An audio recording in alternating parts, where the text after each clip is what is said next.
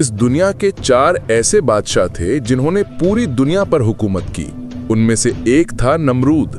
वो पहला इंसान था जिसने अपने सर पर ताज पहना ताकि लोग उसे पहचाने। उसने घमंड में आकर खुद को खुदा कहा।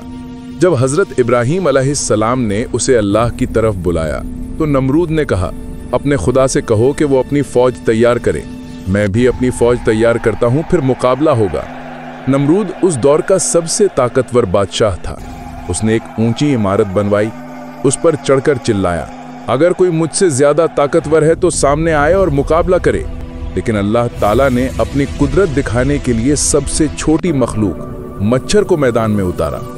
वो मच्छर जिन्हें न तलवार चाहिए थी न फौज, बस अल्लाह का हुक्म चाहिए था। फिर ऐसा हुआ कि लाखों करोड़ों मच्छरों का झुंड आया जो नमरूद की फौज पर टूट पड़ा। हर चीख में अजाब था, हर हलचल में तबाही। नमरूद ये मंजर देखता ही रह गया। और फिर एक लंगड़ा मच्छर नमरूद की नाक के रास्ते उसके दिमाग तक पहुंच गया। जैसे ही उसने उसके दिमाग में डंक मारा, खुद को खुदा कहने वाला नमरूद कीड़े की तरह तड़प उठा। वो अपने लोगों से कहने लगा, ऐ लोगों, मेरे सर पर जूते मारो। बस इसी में उसको थोड़ी राहत मिलती थी।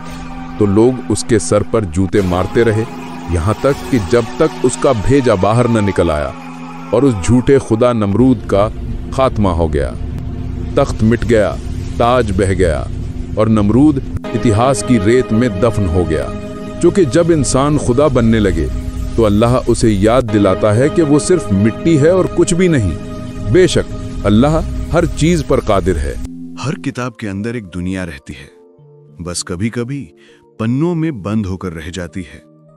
कुछ लोग पढ़ नहीं पाते, कुछ लोग पढ़ने का वक्त नहीं निकाल पाते, और कुछ सिर्फ सुनकर या देखकर ही कहानियां महसूस करना चाहते हैं। इसीलिए शहजी क्रिएशंस ने सोचा कि कहानियों को पन्नों से आजाद किया जाए।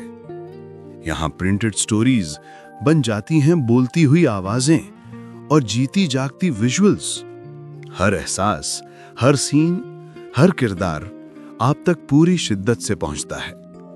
लफ्जों को आवाज मिलती है, तस्वीरों को रूह और कहानियों को नया जन्म। शहजी क्रिएशंस कहानियां सिर्फ पढ़ी नहीं जाती, सुनी, देखी और जी भी जाती हैं।